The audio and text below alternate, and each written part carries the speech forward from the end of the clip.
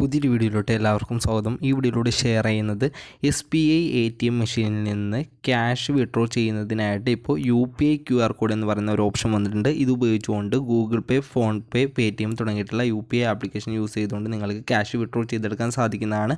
അപ്പോൾ അതെങ്ങനെയാണ് ചെയ്യുന്നത് എന്നുള്ളതാണ് ഈ വീഡിയോയിലൂടെ നമ്മൾ നോക്കാൻ പോകുന്നത്.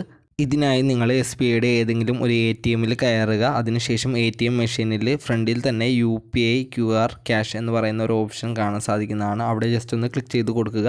അവിടെ ക്ലിക്ക് ചെയ്യുന്ന സമയത്ത് ക്യാഷ് എൻ്റർ ചെയ്യാനുള്ള ഒരു ഇൻ്റർഫേസ് വരുന്നതാണ്. ഇവിടെ നമുക്ക് 100, 500 മുതൽ മാക്സിമം 5000 രൂപയാണ് വിഡ്രോ ചെയ്യാനായിട്ട് സാധിക്കുന്നത്. ഇങ്ങനെ QR ക്യാഷ് ഉപയോഗിച്ചുകൊണ്ട് എമൗണ്ട് എത്രയാണ് എന്നുള്ളത് എൻ്റർ ചെയ്ത് കൊടുക്കുക. അപ്പോൾ സ്ക്രീനിൽ തെളിഞ്ഞു വരുന്നതാണ്. അതിനുശേഷം കണ്ടിന്യൂ എന്ന് പറയുന്ന ഭാഗത്തായിട്ട് ക്ലിക്ക് ചെയ്ത് കൊടുക്കുക.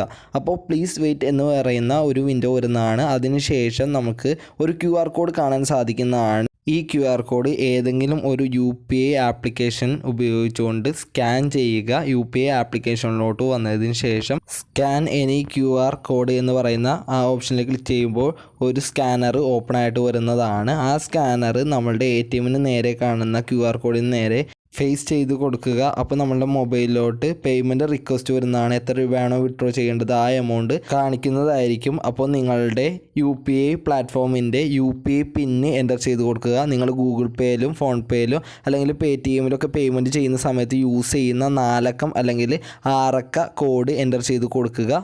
പിന്നെ എൻ്റർ ചെയ്ത് കഴിയുമ്പോൾ your transaction being processed please wait എന്ന് എഴുതി കാണിക്കുന്ന ഒരു ഇൻ്റർഫേസ് കാണാൻ സാധിക്കുന്നതാണ്. ഒന്ന് വെയിറ്റ് ചെയ്യുക.